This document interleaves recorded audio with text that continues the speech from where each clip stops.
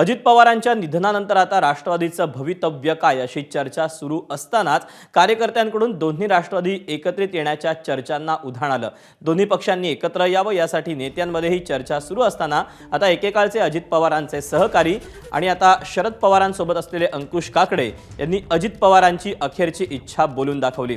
दोन्ही राष्ट्रवादी एकत्र यावेत यासाठी अजित पवार प्रयत्न करत होते, तसंच त्याबाबत अजित पवारांनी माझ्याशी चर्चा देखील केली होती अशी माहिती अंकुश काकडेंनी एबीपी माझाशी संवाद साधताना बोलून दाखवली।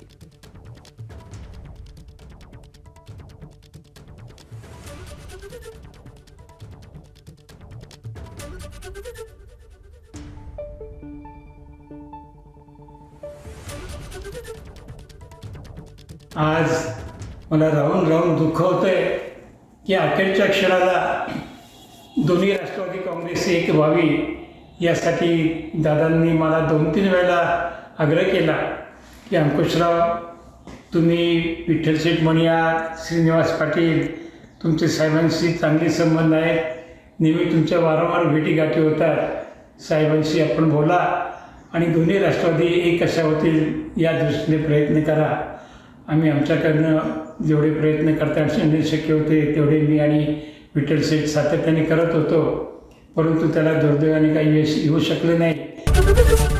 एबीपी माझा, उघडा डोळे बघा नीट।